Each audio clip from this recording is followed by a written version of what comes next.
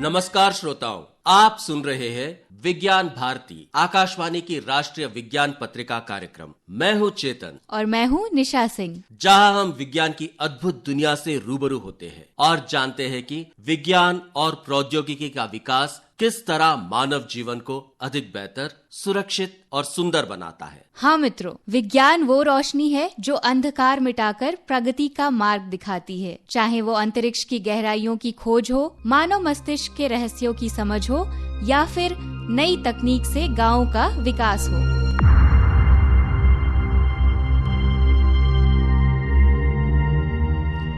अक्टूबर का ये महीना विज्ञान के कई अंतर्राष्ट्रीय पर्व लेकर आता है। विश्व अंतरिक्ष सप्ताह, विश्व मानसिक स्वास्थ्य दिवस, संयुक्त राष्ट्र दिवस और विज्ञान के प्रिय भारत रत्न डॉक्टर अब्दुल कलाम की जयंती, जो हमें याद दिलाते हैं कि विज्ञान सीमाओं से परे है और मानवता की सेवा के लिए है। आज की विज्ञान भारती अंक में हम लेकर आए हैं कुछ रोचक खंड। अंतरिक्ष से लेकर कृत्रिम बुद्धिमत्ता तक और मन से लेकर मिट्टी तक विज्ञान की अनेक झलकियां।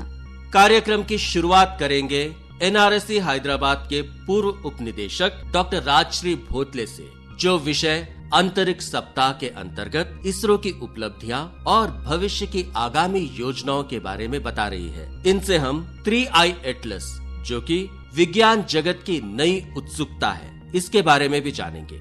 जी हाँ, नई तकनीक यानी रिमोट सेंसिंग से लेकर मोबाइल ऐप तक विज्ञान की आधुनिकताएं ग्रामीण युवाओं और देश के विकास को सशक्त बना रही है।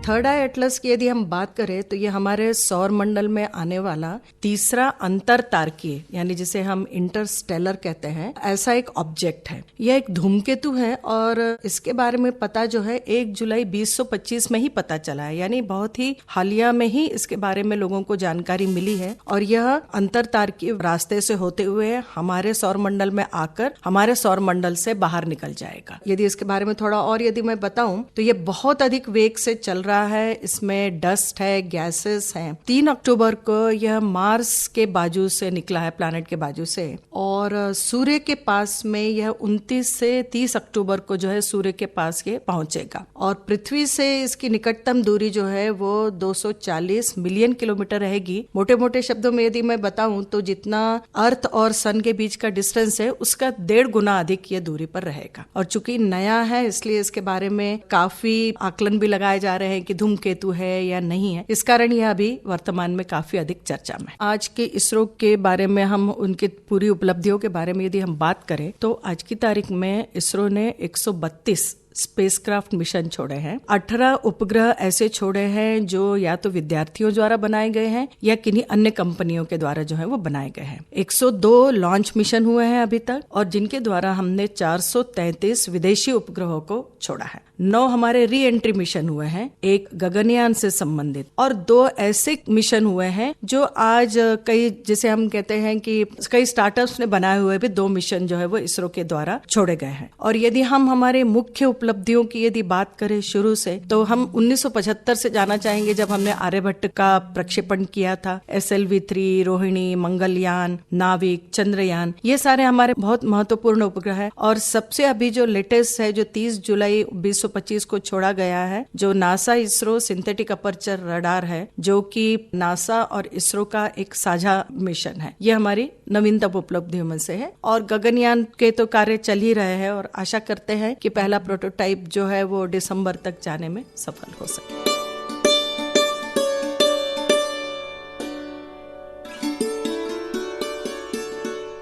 आइए अब याद करते हैं भारत रत्न और हमारे देश के पूर्व राष्ट्रपति डॉक्टर APJ अब्दुल कलाम को, जिनका जीवन विज्ञान, शिक्षा और प्रेरणा का प्रतीक रहा है। हाल ही में विगत 15 अक्टूबर 2025 को हैदराबाद में स्थित IIIT संस्थान में उनके 94वीं जयंती पर उनकी आत्मकथा विंग्स ऑफ फायर की विस्तारित रजत जयंती संस्करण में हमें मौका मिला विंग्स ऑफ फायर के सहलेखक और missile scientist doctor Arun Tiwari से बातचीत करने का। आइए सुनते हैं डॉक्टर अरुण तिवारी से सीमा कुमारी की बातचीत। आकाशवाणी हमेशा ही missile man APJ Abdul Kalam को अपनी श्रद्धांजलि किसी न किसी रूप में देता रहता है, लेकिन ये जो अवसर है ये बहुत ही ज्यादा महत्वपूर्ण इसलिए भी है क्योंकि इस बार डॉक्टर एपीजे अब्दुल कलाम जी की जो 94वीं जयंती है, उस दिन उनकी आत्मकथा विंग्स ऑफ फायर के रजत जयंती संस्करण का भी प्रकाशन हो रहा है। आप हमारे श्रोताओं को इसके बारे में खुल के बताएं। विंग्स ऑफ फायर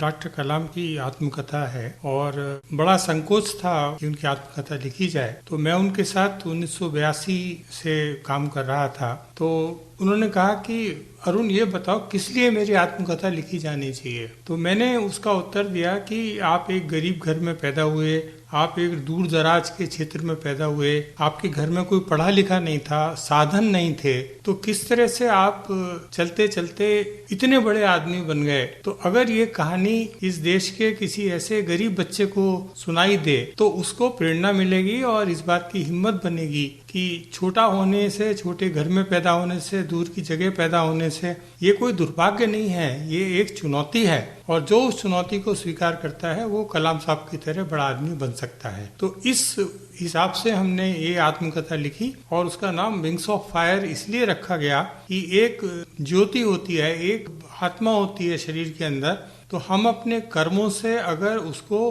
पर दे सकते हों, विंग्स दे सकते हों, तो हम कितना भी ऊंचा उड़ सकते हैं। ये जीवन रेंगने के लिए नहीं, ये जीवन उड़ने के लिए बनाया है। तो इस आशय के साथ हमने इस किताब को लिखा और इसका नाम विंग्स ऑफ फायर रखा गया। डॉक्टर कलाम का इन क्षेत्रों में जो विकसित मिसाइल प्रणालियां रही हैं उनके मुख्य आकर्षण क्या थे, क्योंकि आप उनके सहभागी थे हर जगह पे, तो हम जानना चाहेंगे कि आप हमारे श्रोताओं को विस्तार से बताएं कि उनके नेतृत्व में जितनी मिसाइल प्रणालियां बनी, अग्नि की बात कर लें, पृथ्वी की बात कर लें, तो उनकी क्या मुख्य आकर्षण थे। देखिए, कलाम साहब का हमेशा ये सोच थी कि हम जो कुछ भी करें उसका एक प्रयोजन हो। अगर मुझे एक कार खरीदनी है तो मैं उस कार में कहाँ जाऊंगा, तो मैं उसमें कौन बैठेगा, क्या पर्पस होगा उसका। तो जो हमारे मिसाइल थे वो पहले ये कल्पना करते थे, जैसा 3 फंडामेंटल है। पहली कल्पना ये है कि मेरे ऊपर कौन अटैक करेगा और मुझे उसके जवाब में कैसे मैं अपनी रक्षा करूंगा, कैसे मैं उसको काउंटर करूंगा। तो हमारी पूरी जो सोच थी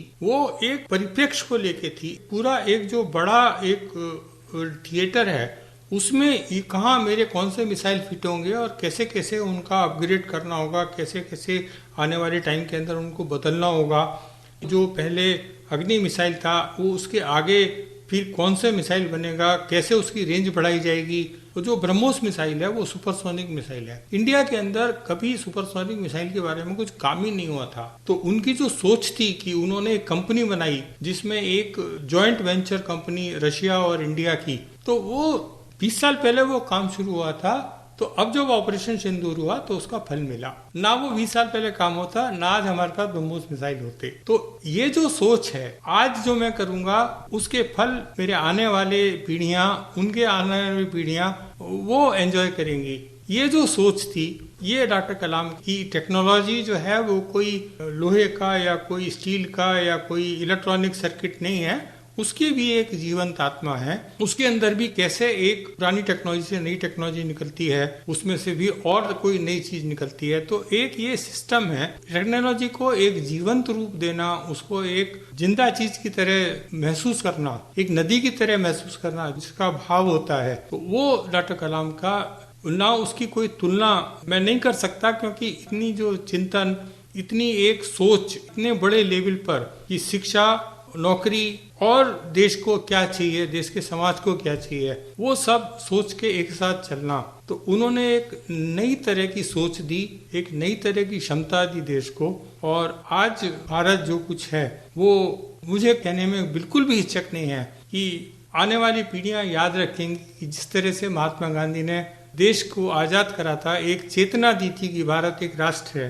तिलक महाराज ने कहा था कि स्वराज मेरा जन्मसिद्ध अधिकार है। उसी तरह से उसी के समकक्ष डॉक्टर कलाम की सोच कि स्ट्रेंथ रेस्पेक्ट स्ट्रेंथ, स्ट्रेंथ खाली स्ट्रांग आदमी की रेस्पेक्ट करती है, स्ट्रेंथ कभी कमजोर आदमी की रेस्पेक्ट नहीं करती है। तो इस भारत की जो हमारी एकेडमिक्स इंस्टीट्यूशंस हैं, हमारी जो इंडस्ट्री हैं, ये सब साथ मिल के काम करें और इतने स्ट्रांग बने कि जो बाकी स्ट्रांग इस दुनिया के अंदर लोग हैं वो हमारी रेस्पेक्ट करें। तो ये उसकी सोच थी जो आज जो है सबके सामने परिलक्षित है। किसी के हम दबाव में नहीं आते, हम किसी के डराने से डरते नहीं हैं, हम अपने रास्ते पे चल रहे हैं। जिसको साथ आना होगा आएगा, जिसको नहीं आना होगा वो पीछे छूट जाएगा। ये कलाम साहब की सबसे बड़ी देन है इस देश के लिए।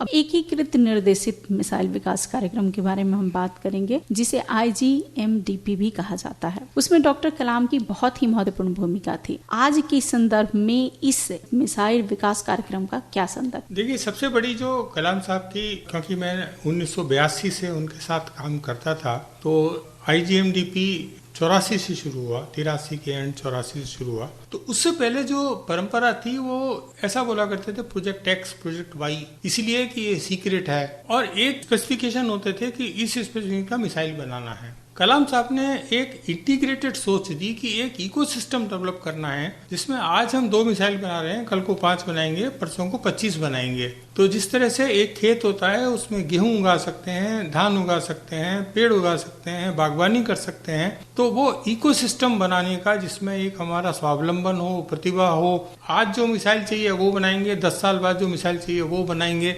तो उन्होंने वो इकोसिस्टम डेवलप करा और उसका नाम एकीकृत रखा गया। वो सही नाम भी था। तो आज जो आप ब्रह्मोस देख रहे हो, जो दुनिया का एक सर्वोत्तम मिसाइल है, इसलिए बन पाया क्योंकि एक इकोसिस्टम था, एक बगीचा था, उसकी धरती तैयार हो चुकी थी, उसके चारों तरफ फेंस लग चुकी थी, उसमें बागवानी हो रही थी, तब उसमें ये नया पौधा पनपा।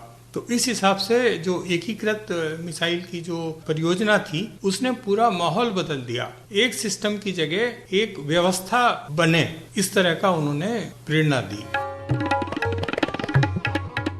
Smarter tomorrow, DNA and fingerprinting changing the lives of common man, जिसके बारे में बता रहे हैं डॉक्टर उल्लास कोलतुरे सीताराम, निदेशक, centre for DNA fingerprinting and diagnostics, Hyderabad. CDFT जो है वो सेंटर फॉर DNA फिंगरप्रिंटिंग और डायग्नोस्टिक्स से बहुत फेमस है। जब CDFT का शुरुआत हुआ था तो 3 या 4 मेन गोल्स के साथ शुरू किए गए थे। एक तो था कि हम ग्लोबली कॉम्पिटिटिव साइंस रिसर्च करेंगे, मतलब बेसिक बायोलॉजी में हमको संशोधन करके वो रिसर्च पब्लिकेशंस जो ग्लोबली कॉम्पिटिटिव होना चाहिए, वो एक मेन मुद्दा था। दूसरा मुद्दा था कि हमारा जो भी साइंस है वो सोसाइटी तक पहुंचाने के लिए। जब CDFT शुरू हुआ था तब देश में कोई और ऑर्गेनाइजेशन नहीं था जिसके पास DNA फिंगरप्रिंटिंग और डायग्नोस्टिक्स का एक वो कैपेबिलिटी था। तो हम मेजर रिस्पॉन्सिबिलिटी देश की तरफ से लेके वो सर्विस देने के लिए शुरू किए गए थे। तो तीसरी चीज है कि जो भी हम रिसर्च करते हैं, इसका ये भी इम्पोर्टेंट है कि नए जीन्स जो डिजीज कॉज करती है, खासकर कि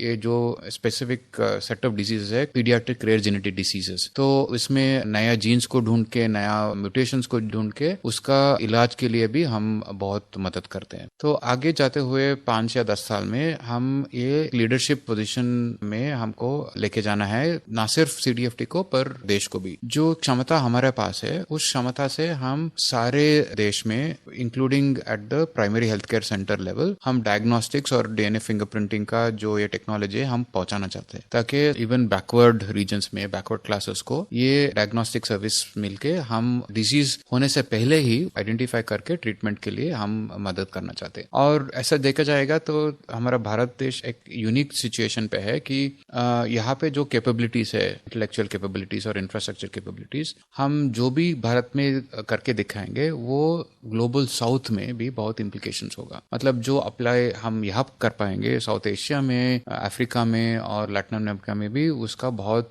इम्पेटस होगा और इम्प्लीकेशंस होगा। तो हम CDFT में ये भी कर चुके हैं। अभी एक नया स्किल डेवलपमेंट सेंटर करके हमने शुरू किया है। स्किल डेवलपमेंट सेंटर का एक मेन दायित्व है कि सारे स्टेक होल्डर्स को, मतलब क्लिनिशियंस को, लॉ एनफोर्समेंट एजेंसीज को और जुडिशियरीज को लेके आके हम एक ओरिएंटेशन देके कि ये सब DNA फिंगरप्रिंटिंग और जीनोमिक्स का जो टेक्नोलॉजी है उसको कैसे इस्तेमाल किया जा सकता है, not only for crimes but also for disease diagnostics. हमारा प्राइम मिनिस्टर मोदी जी ने भी इंडिपेंडेंस डे सेलिब्रेशन में भी हमने बोले थे कि ये बायो E3 पॉलिसी जो है उसका भी रोल आउट हुआ है, जिसमें डिपार्टमेंट ऑफ बायोटेक्नोलॉजी जिसके अंदर CDFT आता है उसका बहुत महत्वपूर्ण भागीदारी उसका भी था कि ये बायो E3 पॉलिसी में, ये बायो E3 पॉलिसी के थ्रू हम ये कर रहे हैं कि जो भी ये डायग्नोस्टिक किट्स है हम इंडिया में ही अगर हम उसको मैन्युफैक्चर करेंगे उसका कॉस्ट जो है बहुत कम हो जाएगा। मतलब affordable diagnostics, affordable health care भी, उसके लिए भी हम बहुत कोशिश कर रहे हैं।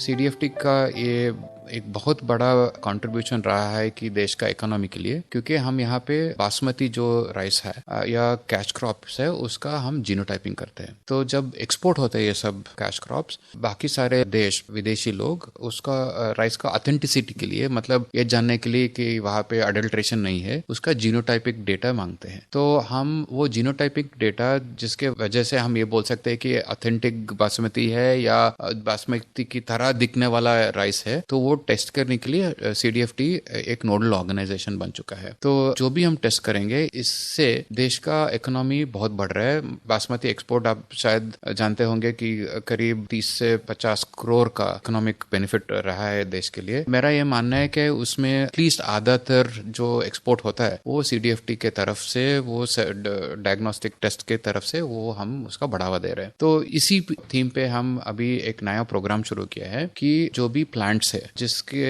न्यूट्रिटिव और मेडिसिनल प्रॉपर्टीज है, जड़ी बूटियां जो है, वहां पर भी बहुत सारे इंट्रा स्पीसीज वैरायटीज या मतलब विभिन्न भागों जियोग्राफिकल लोकेशंस में आंवला हो सकता है या जिंजर हो सकता है, उसका भी हमको जेनेटिक टेस्ट करके न्यूट्रिसिटिकल में, फार्मास्यूटिकल इंडस्ट्री में या फाइटो एक्टिव के इंडस्ट्री में हम मदद करना चाहते हैं। इसका ये भी एक महत्वपूर्ण रोल रहेगा क्योंकि क्लाइमेट चेंज की वजह से काफी ये सारे जो इंट्रा स्पीसीज वैरायटीज है वो एक्सटिंक्ट भी हो सकते हैं। तो हम ये जेनेटिक टेस्ट करके अगर हम एक रेपोजिटरी बनाएंगे, हमको ये भी पता चलेगा 5 साल में या 10 साल में कौन सा इंटर स्पीसीज वैरायटीज अभी एक्सटिंक्ट हो रहा है, नहीं हो रहा है, उसका चेंज हो रहा है कि जेनेटिक्स में, वो सब करने के लिए हमको बहुत मदद मिलेगा। इससे CDFT में एक बहुत लीडरशिप रोल भी ले रहा है।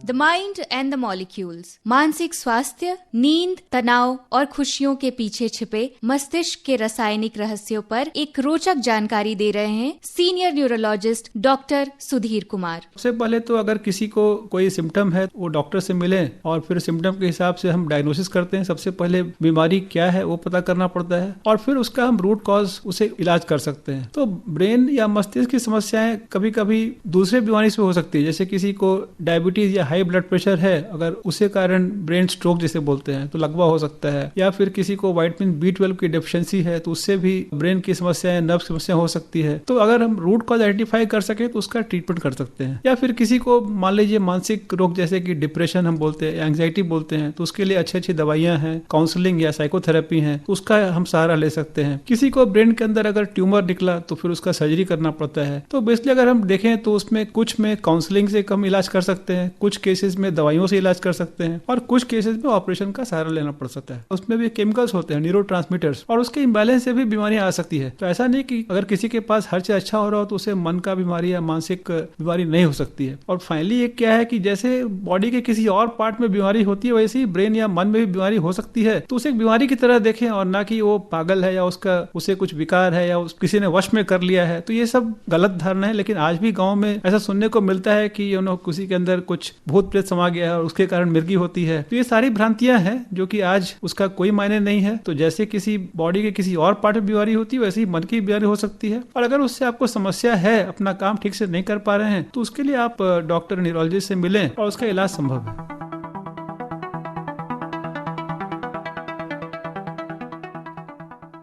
CSIR IHBT यानी CSIR हिमालय जैव संपदा प्रौद्योगिकी संस्थान। ये संस्थान हिमाचल प्रदेश के पालमपुर में स्थित है। इसका मुख्य उद्देश्य जैव संसाधन से संबंधित प्रौद्योगिकी का विकास करना है। इस संस्थान के कार्य और उद्देश्यों के बारे में और विस्तृत जानकारी दे रहे हैं CSIR IHBT के निदेशक डॉक्टर सुदेश कुमार यादव। सौजन्य आकाशवाणी दिल्ली। CSIR हिमालय जैव संपदा प्रौद्योगिकी संस्थान का लक्ष्य हिमालयी जैव संसाधनों के सतत उपयोग के माध्यम से जैव अर्थव्यवस्था को बढ़ावा देने वाली प्रौद्योगिकियों में वैश्विक अग्रणी बनना है। संस्थान का मिशन समाज, उद्योग, पर्यावरण और शिक्षा जगत के लिए हिमालयी जैव संसाधनों से प्रक्रियाओं, उत्पादों और प्रौद्योगिकियों की खोज, नवाचार, विकास और प्रसार करना है। संस्थान कृषि प्रौद्योगिकी, जैव प्रौद्योगिकी, रासायनिक प्रौद्योगिकी, आहार विज्ञान और पोषण पोषण प्रौद्योगिकी, पर्यावरण प्रौद्योगिकी, किण्वन और पादप कृषि प्रौद्योगिकी का उपयोग करके विभिन्न जैव संसाधनों जैसे पौधों, शैवाल, कवक, जीवाणु, विषाणु,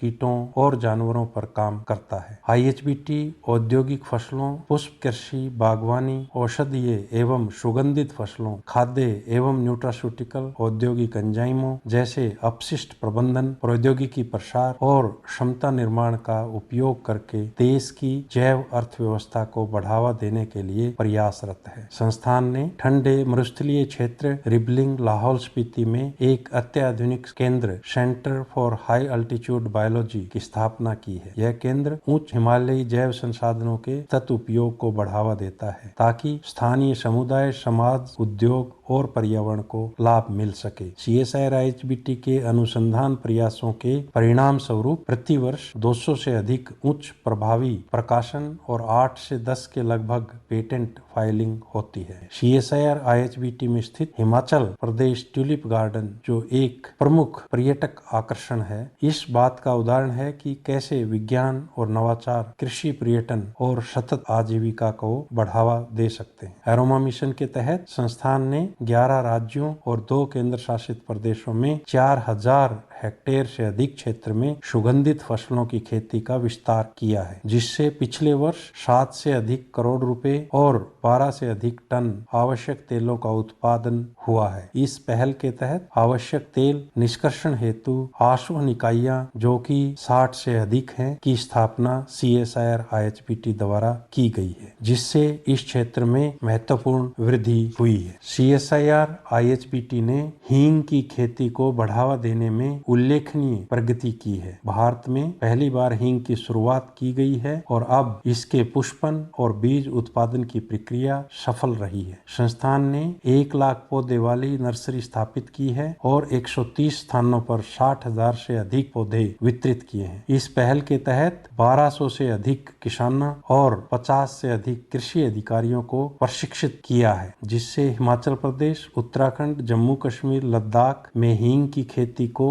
व्यापक रूप से अपनाया जाना सुनिश्चित हुआ है। टिकाऊ खेती को बढ़ावा देने के लिए हम केसर और सेब की खेती को गैर परंपरागत क्षेत्रों में विस्तारित कर रहे हैं, जिससे बेहतर पैदावार और किसानों की समृद्धि सुनिश्चित होगी। संस्थान ने किसानों की आय बढ़ाने के लिए दालचीनी, एवोकाडो, ब्लूबेरी, काला जीरा जैसी अन्य उच्च मूल्य वाली नकदी फसलों पर अनुसंधान शुरू किया है। CSIR IHBT ने स्टीविया की उन्नत किस्म हिम स्टीविया और अब हिम उत्कृष्ट विकसित करके, जो रैब A से भरपूर है, बड़े पैमाने पर खेती के लिए संपूर्ण कृषि प्रौद्योगिकियों का माननीकरण करके और उच्च शुद्धता वाले स्टीवियोल ग्लाइकोसाइड्स के निष्कर्षण हेतु एक पर्यावरण अनुकूल जल आधारित प्रक्रिया विकसित करके स्टीविया के क्षेत्र में महत्वपूर्ण योगदान दिया है। CSIR IHBT न केवल हिमालय का संरक्षण कर रहा है, बल्कि यह आशा की किरण भी जगा रहा है। यह संस्थान स्थानीय ज्ञान और वैश्विक दृष्टि में निहित विज्ञान के माध्यम से क्या हासिल किया जा सकता है, इसका एक प्रमाण है। जैसे ही भारत एक सतत भविष्य की ओर बढ़ रहा है, यह संस्थान एक ऐसे उदाहरण के रूप में खड़ा है जो दिखाता है कि विज्ञान और प्रौद्योगिकी के माध्यम से हम अपने समाज और पर्यावरण को बेहतर बना सकते हैं और साथ ही एक सतत भविष्य की दिशा में कदम बढ़ा सकते हैं। अब विज्ञान जगत की कुछ रोचक बातें। शोधकर्ताओं ने मेटल ऑर्गेनिक फ्रेमवर्क यानी कि MOF विकसित किए हैं, जो कार्बन डाइऑक्साइड को कैप्चर और स्टोर कर सकते हैं, जिससे जल संकट और प्रदूषण को संबोधित करने में संभावित अनुप्रयोग हो सकते हैं। वैज्ञानिकों ने 3D प्रिंटेड मेटा मटेरियल्स बनाए हैं, जो जटिल ज्यामिति का उपयोग करके कंपन को अवरुद्ध कर सकते हैं, जिससे विभिन्न उद्योगों में संभावित अनुप्रयोग हो सकते हैं। खगोलविदों ने एक ब्लैक होल को देखा है, जिससे अब तक के सबसे तेजी से बदलते रेडियो संकेत उत्पन्न हो रहे हैं। वैज्ञानिकों ने जीन संपादन को सुरक्षित और अधिक सटीक बना दिया है, जिससे आनुवांशिक रोगों के उपचार में संभावित सफलता मिल सकती है। शोधकर्ताओं ने बैक्टीरियल प्रोटीन नैनोवायर द्वारा संचालित कृत्रिम न्यूरॉन्स विकसित किए हैं जो वास्तविक न्यूरॉन्स की ही तरह कार्य करते हैं, जिससे बायो प्रेरित कंप्यूटर और वेरिएबल इलेक्ट्रॉनिक्स की संभावना बढ़ जाती है। अब विज्ञान भारती की तरफ से हमारे उन सारे वैज्ञानिकों को बधाई जिन्होंने इस साल नोबेल पुरस्कार जीता है।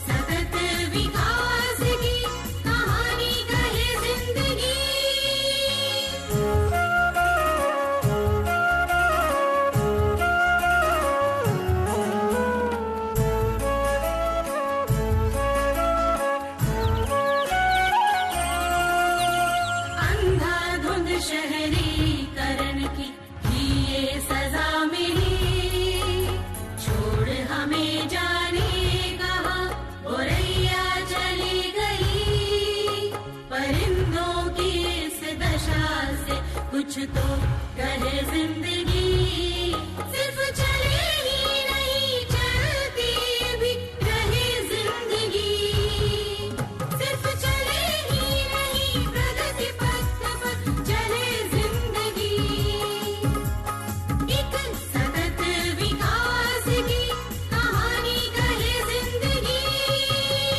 प्रिय श्रोताओं, आज के विज्ञान भारती में हमने सुना विज्ञान हमें ब्रह्मांड की ऊंचाइयों से लेकर मानव मस्तिष्क की गहराइयों तक कैसे जोड़ता है। सही कहा, विज्ञान केवल प्रयोगशालाओं या यंत्र तक सीमित नहीं है, बल्कि ये जीवन का हिस्सा है जो हर व्यक्ति को सशक्त और समाज को समृद्ध बनाता है। अब चलते चलते हम नमन करते हैं अक्टूबर माह में ही जन्मे हमारे भारतीय परमाणु कार्यक्रम के जनक डॉक्टर होमी जहांगीर भाभा, जो भारत के विज्ञान और नवाचार के सूत्रधार थे। आइए हम भी जिज्ञासा को जीवित रखें, नवाचार को बढ़ावा दे और विज्ञान को मानवता की सेवा का माध्यम बनाए। इसी संदेश के साथ आज का विज्ञान भारती यही समाप्त होता है। अगले माह फिर मिलेंगे नई वैज्ञानिक प्रेरणाओं और खोजों के साथ। तब तक जानिए, सोचिए और विज्ञान पर अपना विश्वास रखिए।